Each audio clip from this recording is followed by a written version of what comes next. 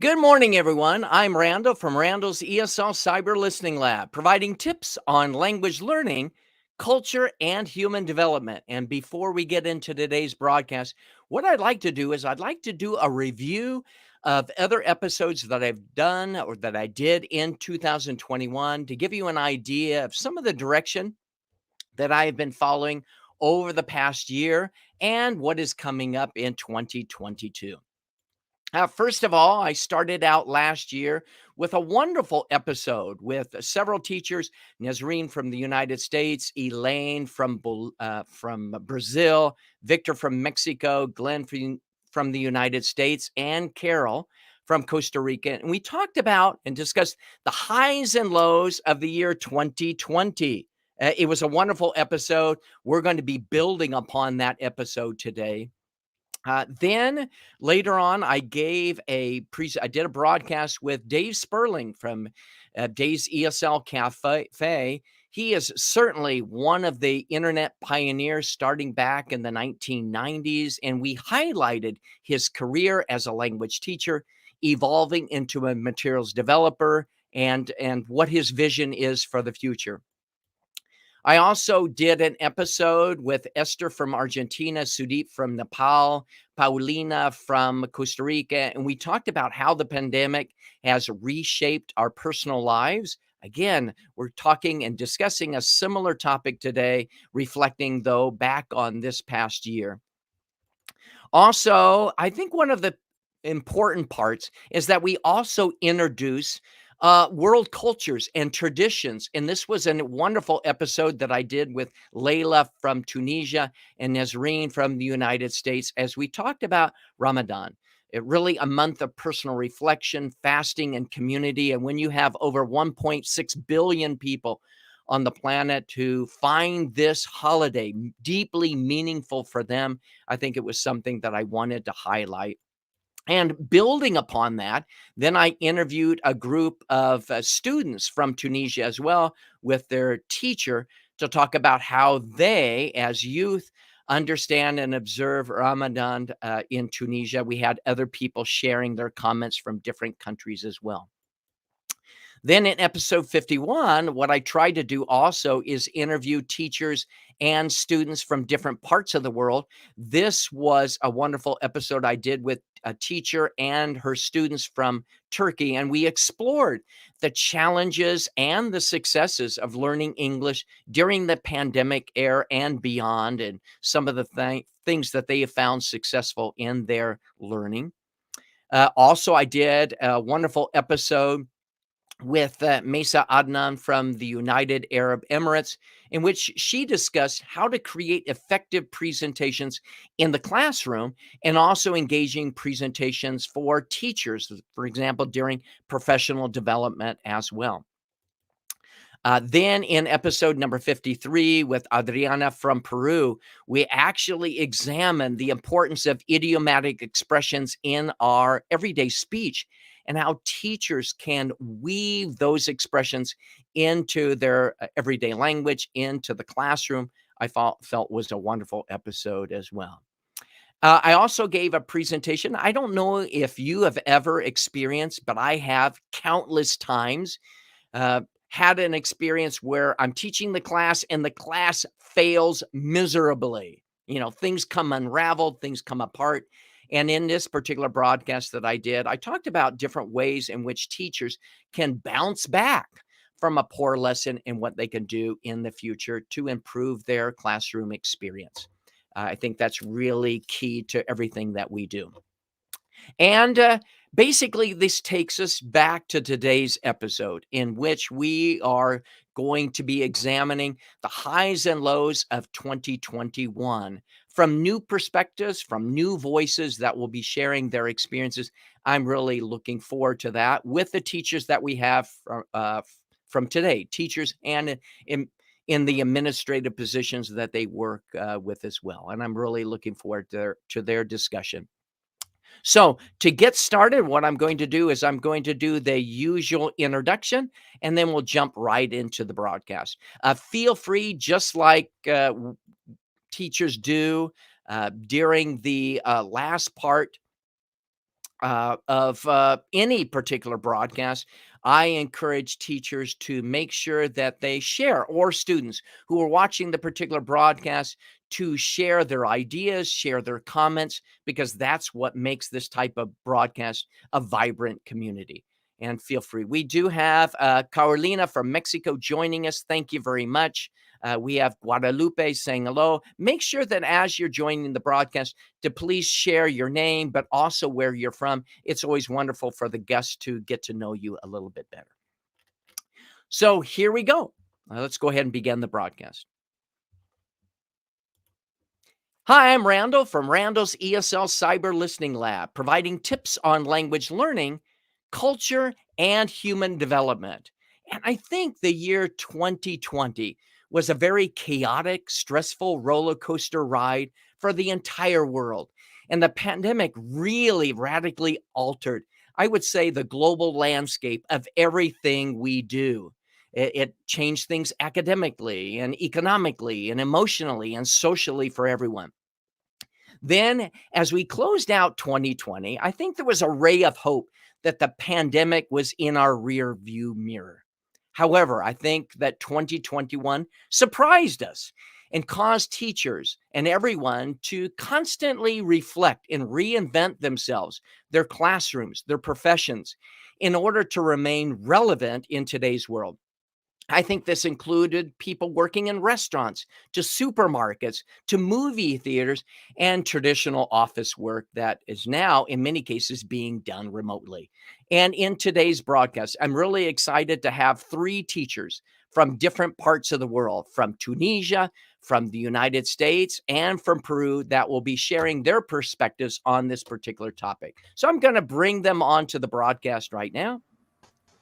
So welcome everyone to the broadcast today. Hello. Good morning, Good Randall. morning. Thanks for having us. Great. thank And you. again, as Yes. we're just so you get an idea, we have Layla from Tunisia that's joining us. We have Claudia from Colombia. Also, Shamin is joining us. We have, again, it's been a really difficult year. We're going to be talking about that. Rashida is joining also. And so it's wonderful for everyone to be joining us in the broadcast today. So let's go ahead and get into the actual broadcast and letting our viewers know what we're going to be doing. Number one, we're going to take the time to introduce ourselves briefly so that teachers around the world can get to know you and your teaching situation. We'll also talk about the word that best reflects and captures our experiences from 2021. We'll talk about the greatest challenges to your personal life and to your professional life. And those that are watching, certainly because this is a live broadcast, we hope that you will be sharing your feelings on this particular topic. We'll talk about the logistical challenges that have faced teachers, programs, administrators, and so forth. We'll talk about technology and whether technology has helped or hindered or done a little bit of both. We'll talk about unique teaching and learning challenges in your particular area.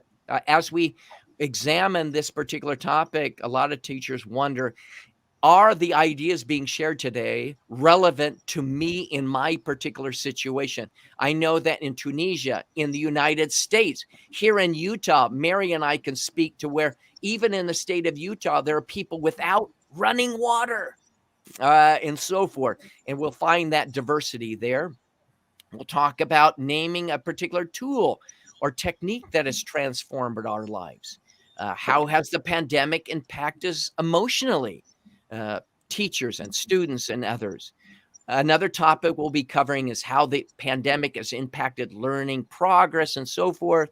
And we'll be talking about a variety of opportunities, maybe professional development opportunities that are available. What advice can our panelists give for those that are considering teaching? Should they go into teaching now or wait it out or do something else?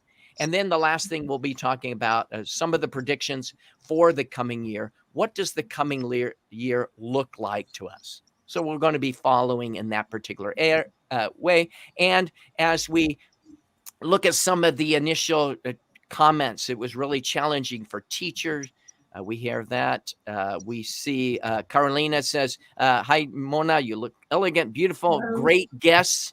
And that's Thank important. you. Marcella is joining us from Mexico. Again, it's great to hear the different voices.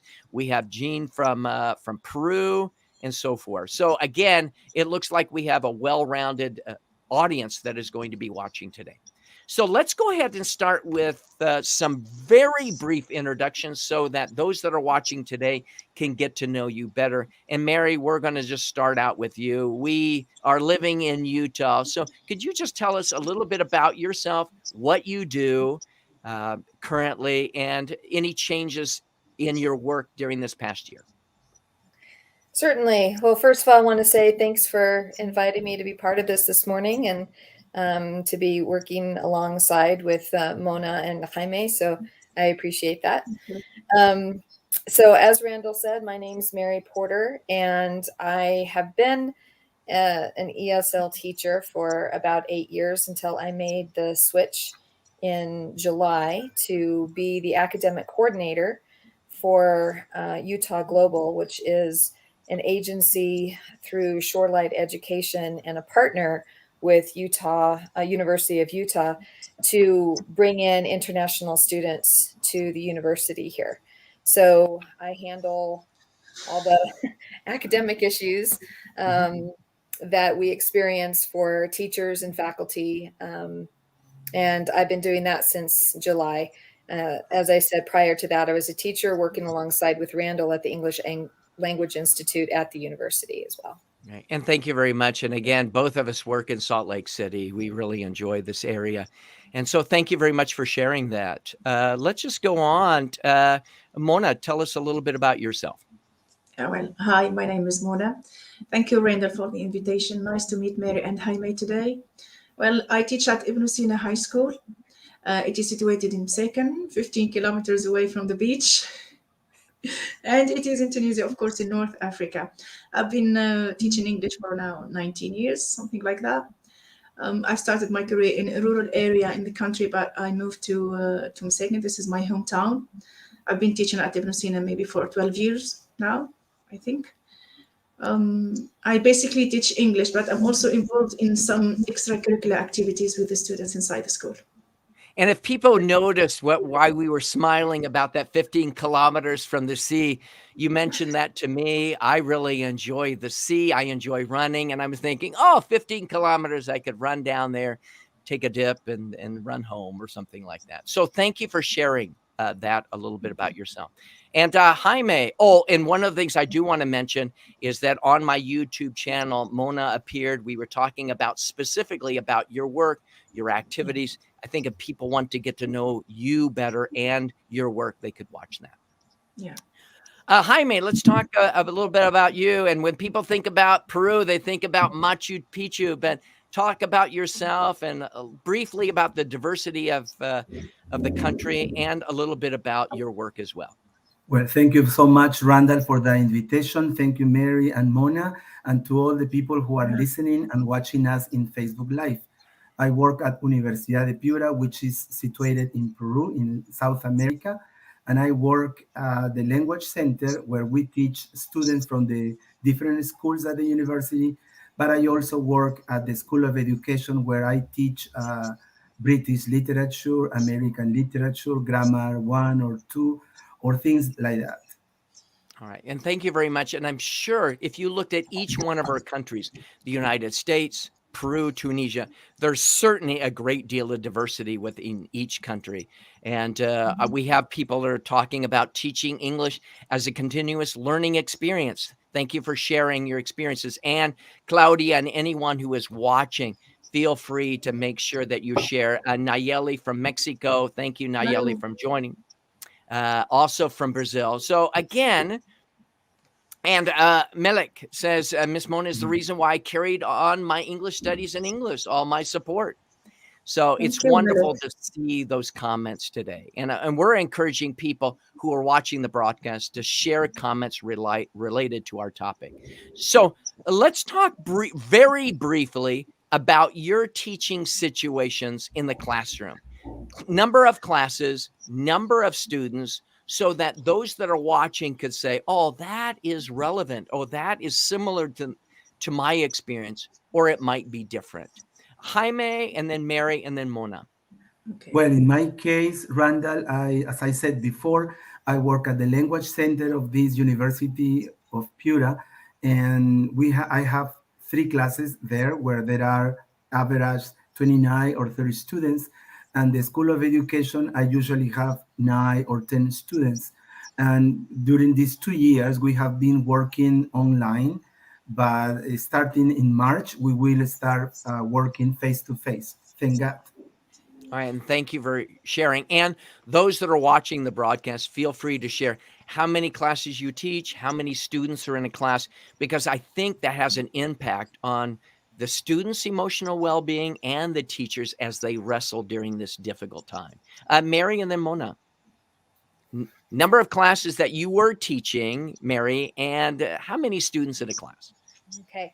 So this past year we were hybrid at the English Language Institute. So we had students in person, and we also had students who would live stream through camera and all the wonderful technology of the world. So I would teach 4 classes during the day, anywhere from 5 to 20 students, depending on the skill in the class, and then go home for a few hours, and then we would teach again in the evening to a special group of students who were in Japan. So I guess about 6 classes a day, or at least 2 or 3 times a week. We would have 6 classes, otherwise 4. All right, thank you. So Jaime, the university, Mary, the university, Mona brings with her a different teaching environment. Let's talk about that. Yeah, I teach in a high school. Well, let me make it clear that in Tunisia, the academic year starts from September to June. So except from the year 2020, 2021, I'm talking about the academic year, okay? Now, we usually have a full class ranging between 25, let's say, 35 students. I usually teach 6 classes, of course, different levels. In high school, we have this is my friend, by the way. Hello, Basma. So we in high school we have 4 levels: first, second, third, and form. And I usually teach 3 levels: the first, the third, and the form. And as I said, I have 6 classes, and we are face to face. We never shifted to online. Right. And that's great to hear that. People have tried to adapt in different ways. And I think this is leading into our next question is, what word captures your feelings about 2021? Mary, Jaime, and then Mona. It can only be one word. Yeah, challenging. Okay, challenging. Jaime? Gratitude. And gratitude. And then Mona, what about you? Exhausting. Exhausting. So let's take those ideas when we think about the feelings of exhausting, Mona, gratitude. That's what Jaime mentioned, and then challenging. What have been the greatest challenges to your personal life, and in what ways has the pandemic changed your professional life, or what has made it difficult? Mona, could you start us off with whether your personal life or professional life, how has this past year been exhausting?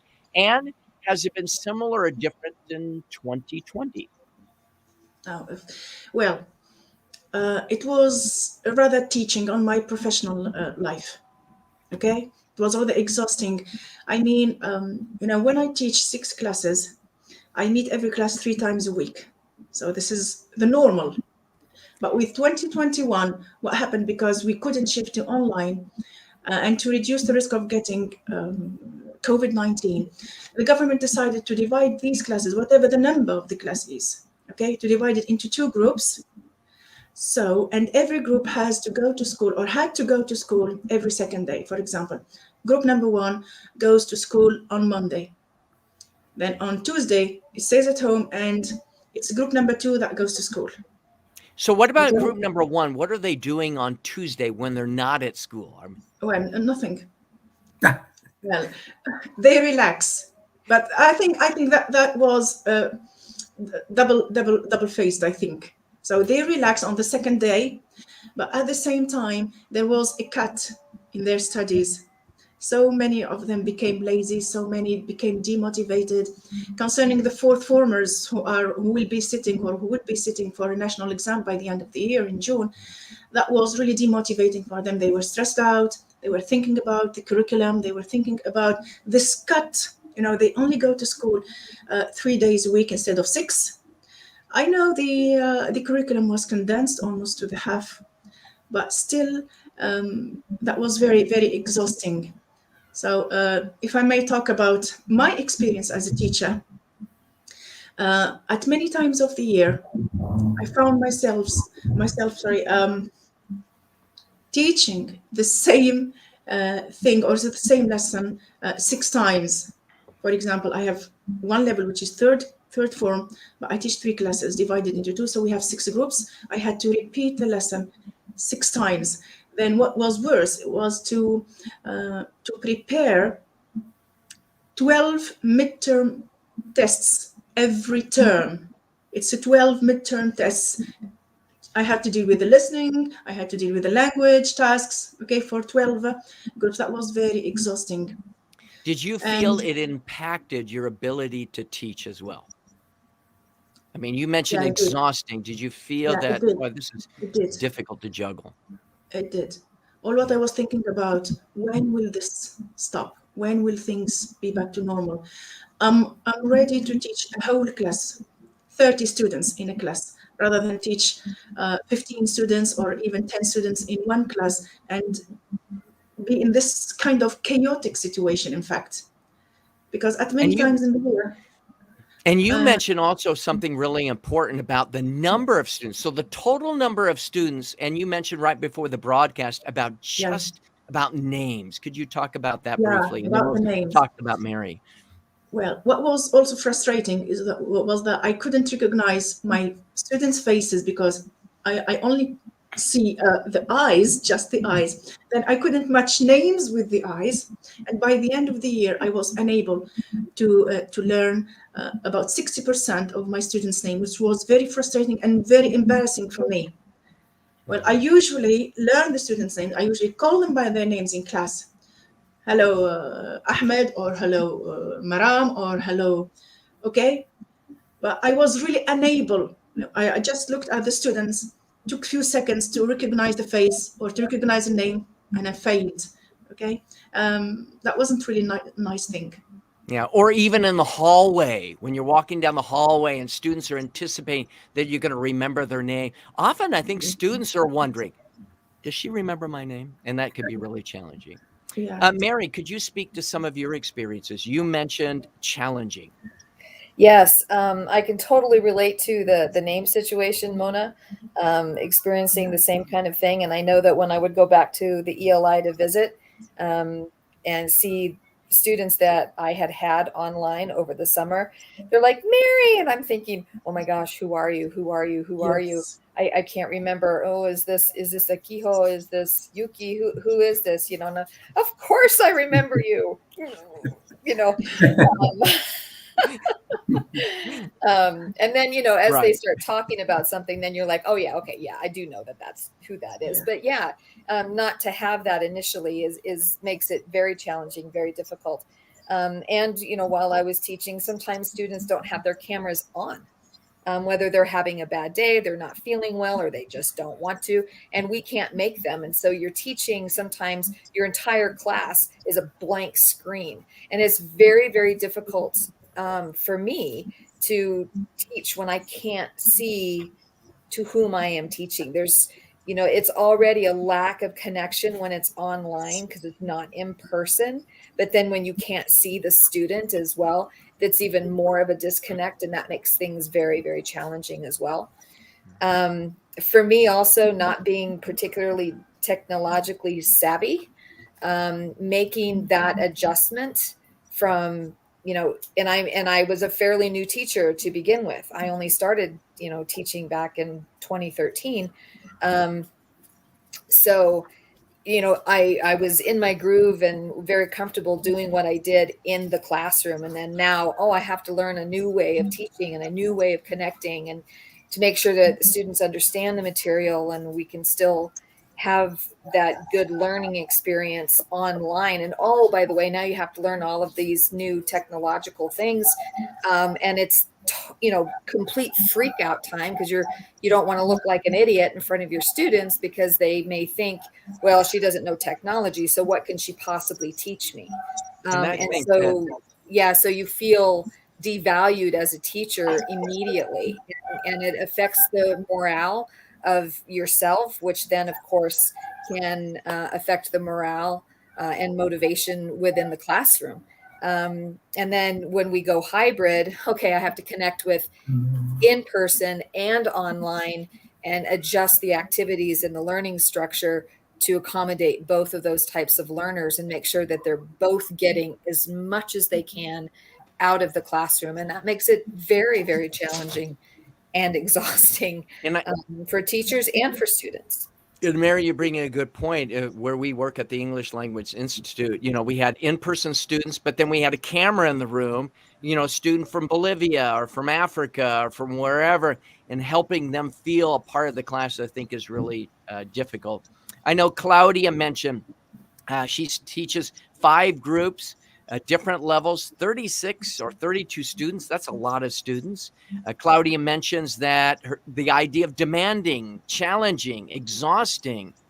Sonia says it was a really challenging year. I would be interested, Sonia and others, was 2021 any better than 2020?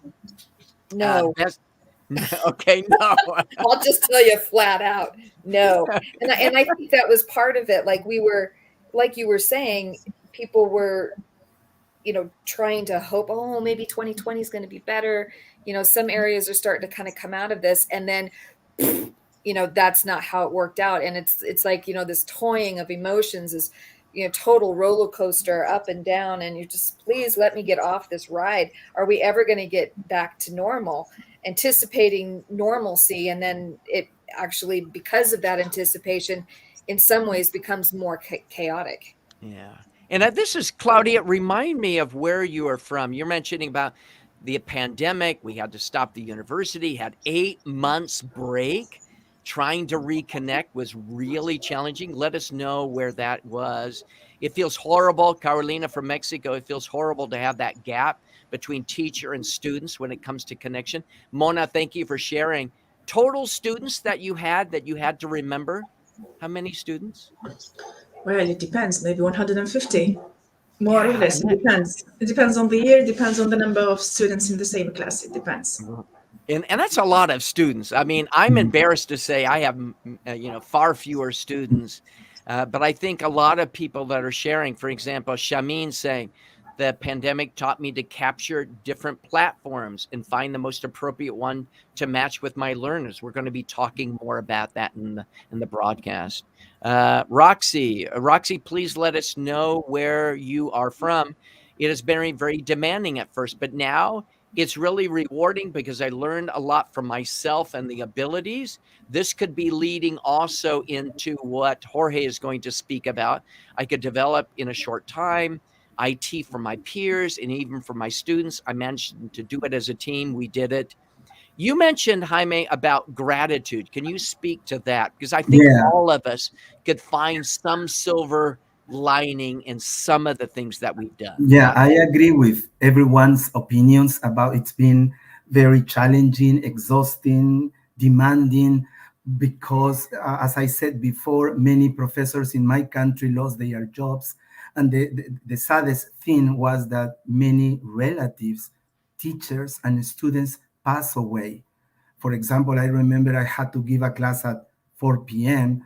and I learned an hour before that my one of my nephews had died, and I had to give my class.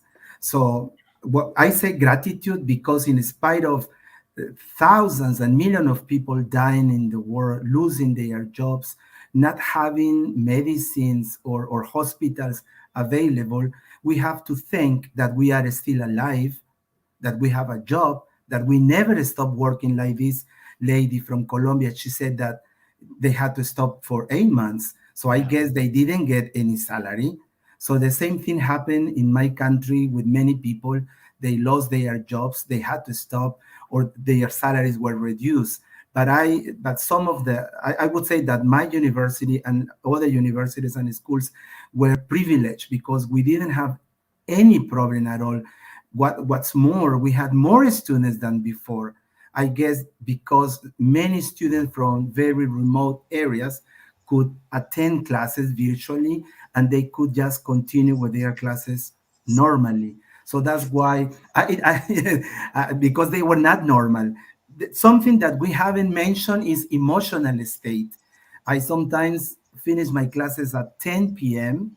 and I wanted to cry because I had classes from 7 a.m. up to 1, and then from 6 to 10 p.m. So I had to have my dinner between my classes. Like I had 10 or 20-minute break to have my lunch. So that's why I say that I agree with Mona's, Mary's, and the people who are mentioning their point of view, but I think that we always have to be grateful for what we are, what we Yeah, have.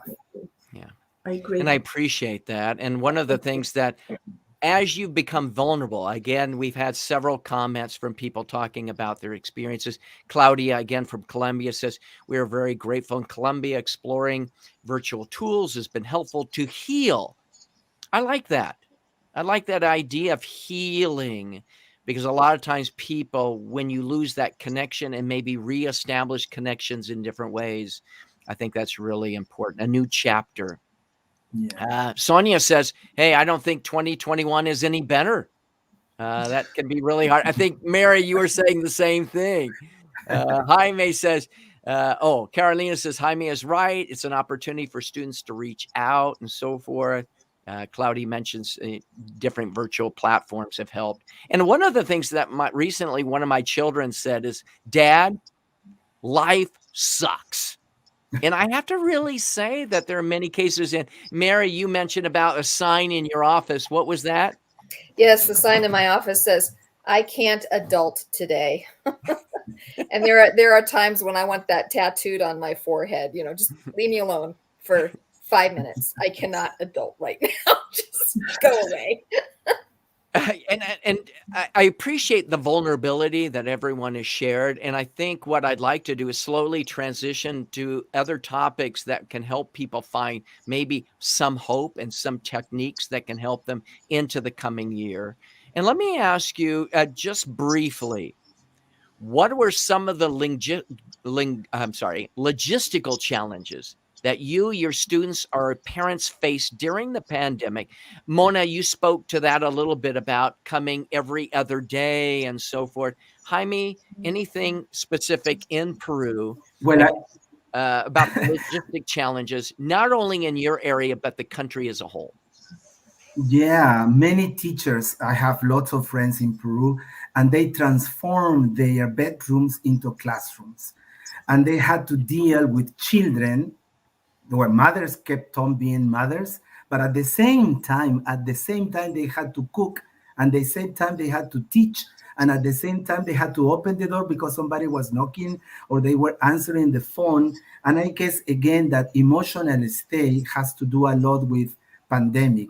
The logistical challenge was that if it was hot and you didn't have air conditioning or a fan, you had to deal with that. So the most important, I would say, that for teachers in Peru was to adapt and adapt their bedrooms and change them into classrooms, put blackboards or posters, and create new things for their lessons.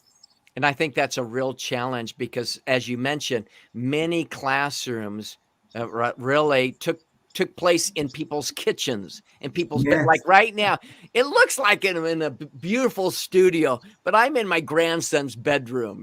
Here at home. If I turn on my virtual screen, I think many ways it's been a real challenge. But let Yeah. me ask you, Mary, you mentioned about technology, and we want to hear from those that are watching. In what ways has technology helped, but also hindered teaching and learning? Could you speak to that, Mary, in any way that? Um, Yes. And you spoke a few minutes ago about that hybrid learning and so Yeah, forth. that I think,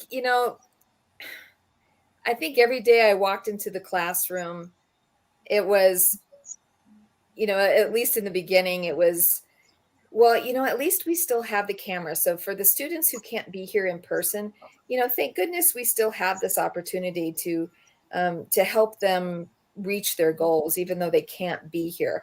And I think in that way, it was great for us to be able to reach out a little farther in reaching students instead of saying, oh, no, I'm sorry, you can't come to the United States. You don't have your I-20 or your visa, so you can't learn, forget it. Right. But this gave us that opportunity, which I think was really great. Um, However, it does make it very difficult, um, especially in a hybrid situation, to kind of find that way to connect with both types of audiences because they are different. And I don't think I had a full appreciation of the difficulties of online learning compared to in-person learning.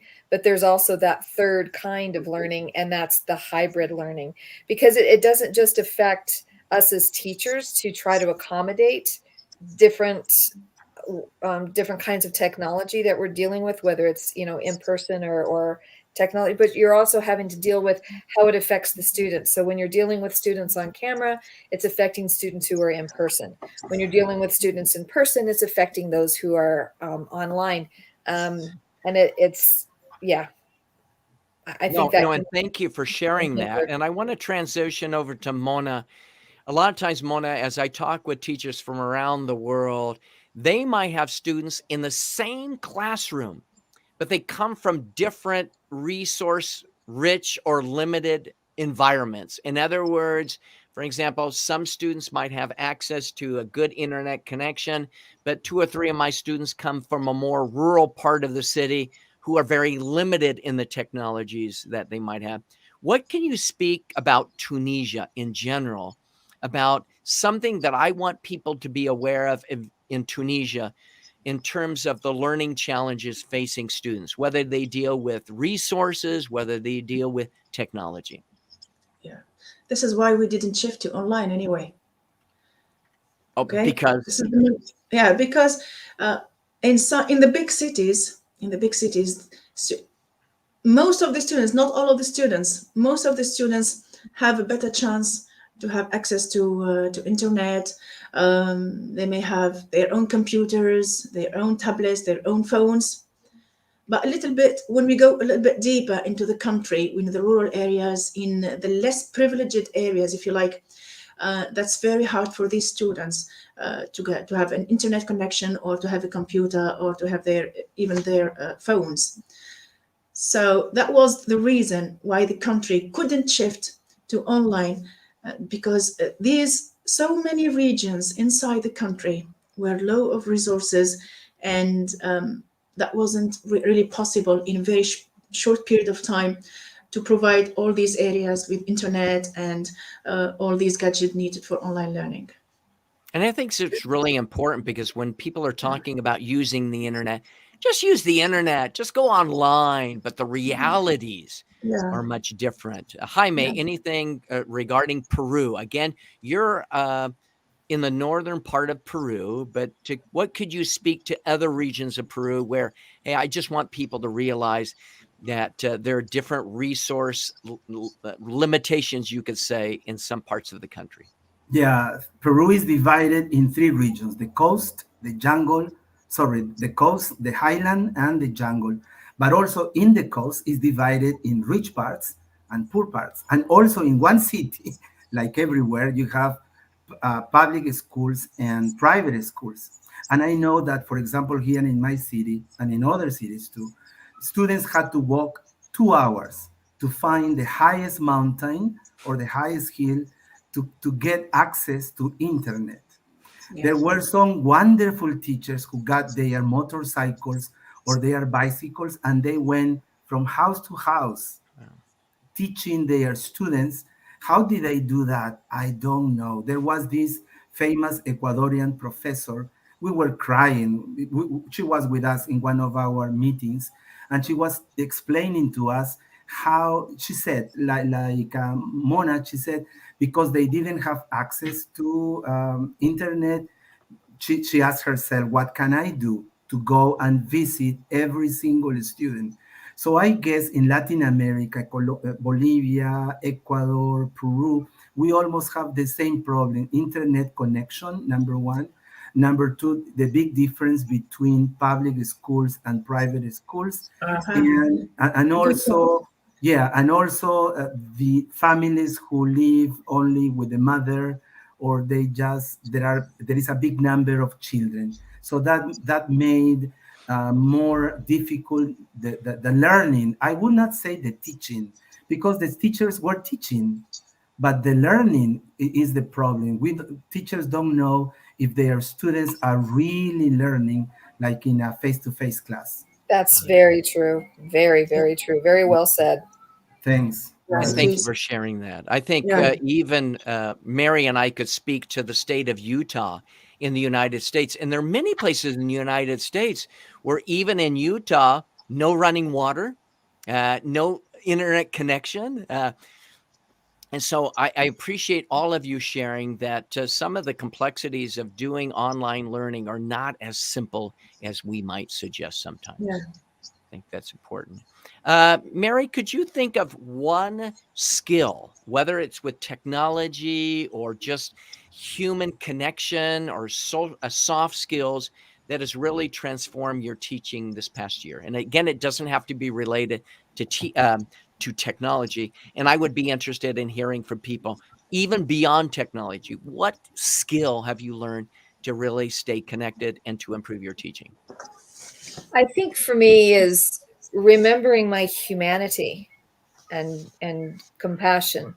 And Yes. you know, I'm reminded of that every time I meet another student. You know, um, it's very easy to get into that, you know, teacher mode of, you know, well, I'm sorry that you're having a bad day, but you know, you've known about this assignment for a week. Just do it. You know, I mean, just get it done. There's deadlines. You have to have that responsibility. Blah blah blah blah blah. But you know, that other part of you is like, okay, well, this student just had a loss in the family, right? Or a very dear friend has died from, you know, COVID or whatever. And then, of course, just as we were welcoming in some new students this past week, we had orientation. We have some students from Kazakhstan who, you know, this poor young man, as soon as he came through the line and I was checking him in, he looked like he was on the verge of tears. And I hadn't been privy to the news. I didn't know what was going on because we were so focused on orientation.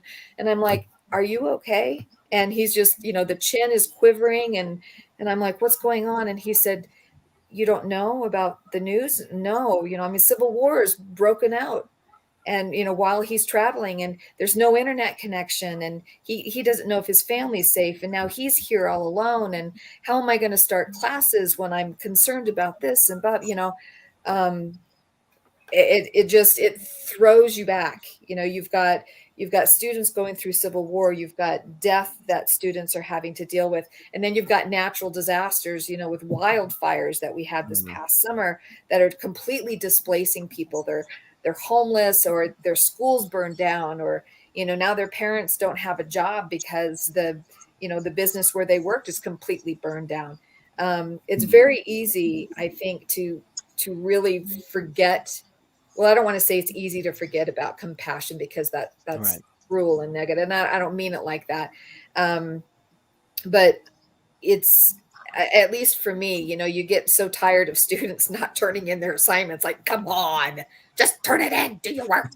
But you have to remember, students are going through an awful lot too, Right. and teachers are too. Let's not forget it's a two-side street. You know, everybody's got good days, bad days, but there's a lot that we have to remember that affects learning and Right. affects teaching. And Absolutely. it's interesting here. We have Yassine says, I'm a student from Yeah. Tunisia. Not studying the whole program last year affected my performance this year. Yeah. Yeah. And I would be Can I say interested to something hear, here? Yasim, are you thinking about just Yeah. academically or emotionally or socially, perhaps all types? Can I speak for him?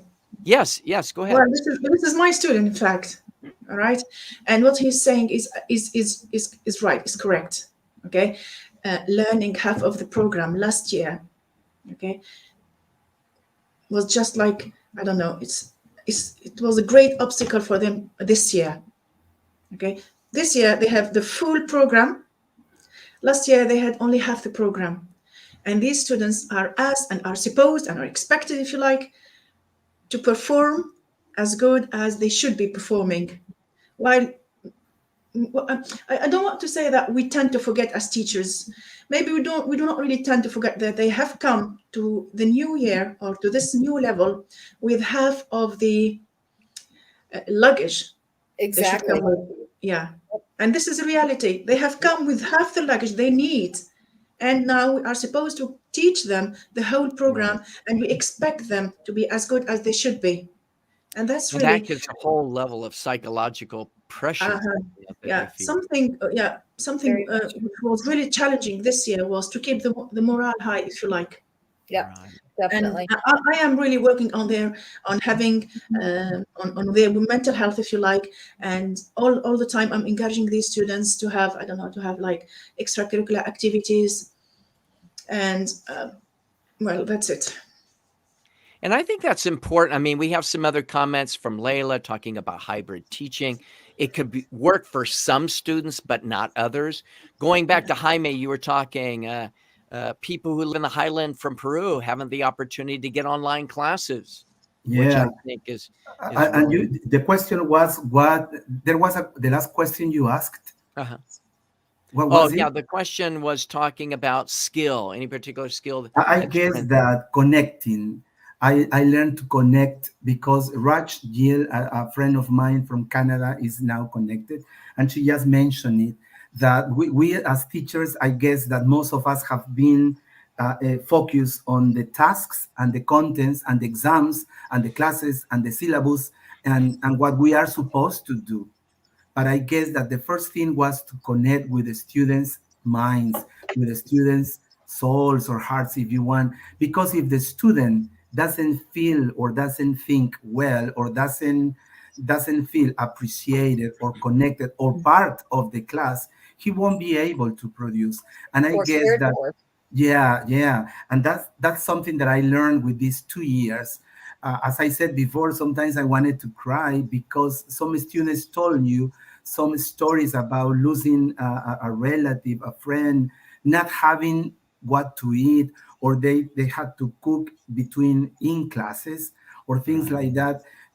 They were things that we never thought about. But when we were in their classrooms, Yeah. we saw something different. But students in their houses, they were also fighting or struggling with different feelings, situations, and things like that. So I guess that connecting and accepting my personality, accepting that that I'm not that patient as I thought. So sometimes my students wrote to me, teacher, what's going on? Please cool down. And I say, I'm sorry, I'm sorry. And I You know, guess and that's what happened to Mona, right? Because she had to repeat and repeat 6 times the Yeah. same thing. Wow. Yeah. So and accept that we are vulnerable, that we are teachers, that we could be masters or PhD, but before that, we are human beings. Yeah. Beautifully said. Yeah. And I think Yeah. for me, again, we have some other ideas of mindfulness has been important to me. Empathy and self care has been important. Shami mentions being patient with my students with student problems. Yeah. Again, people are saying hello to different people. Focusing on connection is important. Being open-minded. I mean, a lot of these, I mean, there are a lot. I can't even read all of these comments that are coming in about, I couldn't read their body language, and that was really important in learning. Yes. Edison Santa Cruz from Ecuador. Very much. Yeah. Many thanks, Jaime, for sharing those thoughts. There is a human being behind every student.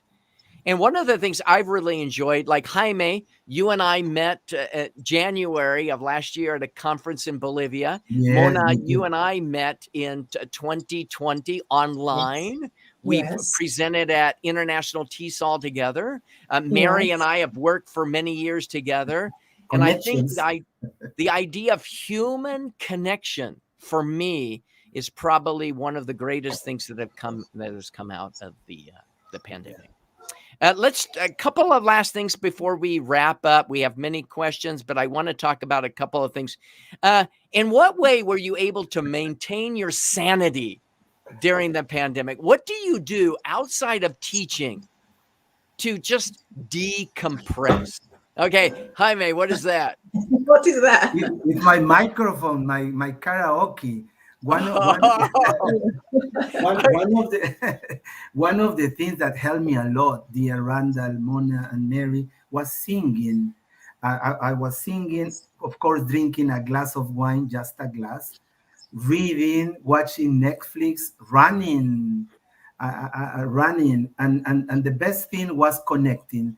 I started these international meetings, and I met lots of friends in different parts of the world, just like you, Randall, and that kept me alive.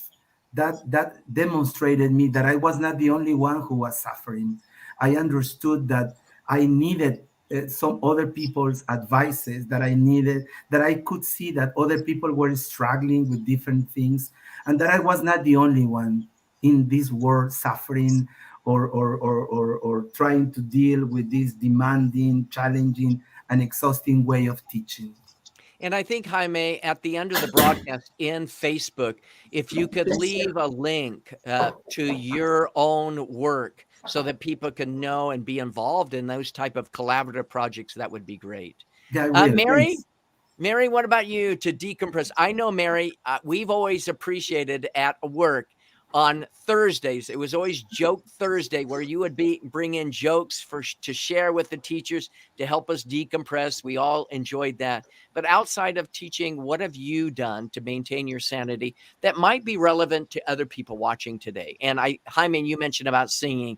We can all do that, no matter what our talent level is. Mary? Well, that precludes that I was sane before the pandemic, um, which is a stretch. But I think for me, there've been a few things, and I'm still learning how important it is to have that self care. Um, because of all the teaching day and night, that we were going into, it was very hard to stop. Right. I have so many students to take care of and make sure that they're having a good experience and feel that they're connected. And when you're teaching at home too, it's like it just runs into your personal life. And so it can be difficult to find that line of where I need to stop. So for me, I just got my first house ever. And I have a huge garden, and I've never enjoyed gardening before. I like the result. I just don't like the work because it's a pain. Um, but I'm finding, or I found in the fall that, just cleaning it up because the prior owners just kind of let it go to jungle. Um, there's, I found solace in that. Getting my hands in the ground and making it nice. And it was very satisfying to see the result. Like, oh, I know I'm going to have to do this all again in the spring to clean it up again after the winter, but look at this and look at the potential and planting flowers that I hope will bloom in the spring and be able to see that. It kind of gives me that hope. Like I hope they come. And hope has been such a precious commodity, I think, as of late. So to have that, I think, helps. And I've played the piano for a number of years. I don't want to say for how long because I'll totally date myself, but um, but that has been, music is my therapy. And playing the piano does that for me. It's very peaceful. for me, it helps me connect within my faith. It helps me connect to just sanity. It's therapy for me. Playing the piano does that for me. It's very peaceful for me. It helps me connect within my faith. It helps me. Are you hearing your voice? I am. That's No, very odd. your point was so important. We had to hear it again. We have Nayeli says empathy. Talks about it was an opportunity to do fun activities with my children. I think a lot of people did that. Certainly, and we really appreciate hearing those ideas. And I know, Mona, I'm sure there are certain things that you found useful in decompressing. Let me ask, as we wrap up the broadcast today, 2 real questions. What advice can you give people who are considering a career in teaching? Is now a good time to jump into that? And what are your predictions, everyone, for the future of education in 2022 and beyond? Mona, could you speak to either one of those questions? What are your hopes for the coming year? And what about advice for people thinking about going into teaching? Good time, bad time? Any thoughts on those 2 questions? What I really hope, well, I have no expectations because it's all uncertainty. But what I really hope is that that thing which is called COVID-19 just disappears. Well, these are my hopes, honestly, because before COVID-19, we were really living a beautiful life, but we were not aware of it. This normal, okay, that was the perfect thing we were living. But we were not, I think that many people were not aware, were not maybe grateful. They are having this normal life. But now all what I want is that we come back to normal and have a normal life, okay, with all its happiness, and sadness, with its high and lows, but without this thing which is called COVID-19. I want it just to go away, to disappear. Yeah. And I think your student to say, hey, I want to be an English teacher. Kayla from Costa Rica says, sharing with my family as much as possible at work, finding support from colleagues, I think is important as well. Jaime, thoughts for the coming year? Well, I think that because of these 2 years experience of working and teaching in virtually will help us a lot when we go back to classes. The point is that we need to think how we can use this virtual learning to combine it with face-to-face classes. And about the first question, if it is a good time to be a teacher, of course, if you love helping other people, if you are concerned about the emotional state of others, if you have empathy for other people, if you want to support and give advice and help other people, you are in the right way to be a teacher. Great. Thank you. And Mary, any last thoughts to close out our broadcast for today? What are your predictions for the future of education and beyond?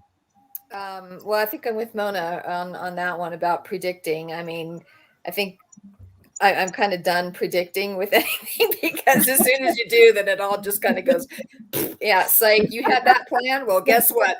Deal with that. So I don't know, but I would love for it to go away as well, or at least, if that's not reality, for us to find a much better way to cope with it and live with it, so that we can have that prior life, and then hope that we've learned to be more grateful, and not take our lives for granted like we did before.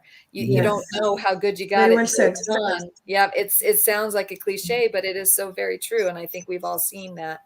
Do I think it's a good time to go into teaching? I think it's always a good time to go into teaching. Teaching is something I wish I had done years ago. When I first said I wanted to be a teacher and my parents said, no, don't do it, No, because no they way. were teachers. You're like, no. And I'm like, okay.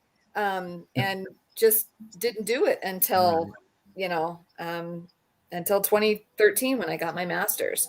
But I think anytime is a good time to be a teacher. If that's what you want to do, if you want to make that connection, help students reach those goals that they so desperately are reaching for, then you're needed. You're needed. I think that's a great point of feeling needed. And perhaps the comment also by Claudia saying, teaching is the most beautiful task that has been given to humanity, not simply as a language teacher, but all of us, whether we're in a role of a parent, a grandparent, a friend, a neighbor. And as Claudia says, we need generous and warm hearts, ready to help others find their learning routes more than ever. Being a teacher is a privilege. And Amen, Claudia. I really appreciate that. All love. We all love you, Mona. Your students are sharing that with Hello, you. Nadine. Roxy says, definitely it's going to be a better year than before. It all depends on us. Layla says, we hope that we have a future without illness and we learn more how to respect others and exploiting every single minute in loving and helping others. And I You really guys like are that. beautiful. You guys are lovely. I know. And that's Mary, why I love doing these online broadcasts is the ability to open up and share. And one of the things I really enjoy is during the pandemic, one of the greatest lessons that I've learned is that as other teachers, as other students are struggling, listening, compassionate listening allows people, and this comes from a Buddhist monk, Thich Nhat Hanh, where he said, compassionate listening allows people to empty their hearts and suffer less. Without judging. Yeah, absolutely. And again, Nayeli says, I agree with Mary. Anytime is a good time to be a teacher. And Claudia says, thanks for this beautiful, it's my birthday today. Well, Happy birthday, congratulations. Claudia. Happy birthday. Birthday. Well, I just want to thank everyone as we wrap up today's broadcast. I want to thank everyone for joining. It's really, Layla says, absolutely. It's always really an important time to be able to get together as friends and as colleagues to share our ideas on what it means to be human. Again, great way to celebrate listening to your beautiful ideas. Wonderful. And I just want to thank everyone for watching the broadcast today, sharing your ideas. Building community like this is what makes my life happen, makes our lives change as we reinvent ourselves, as we show that radical empathy that everyone needs. And I want to thank everyone for joining us today. Have a wonderful day and an even better Thank tomorrow. you. Take care, everyone. Thank you so much. Bye bye. Goodbye. Thank Bye. you. Be safe. Goodbye. Bye bye.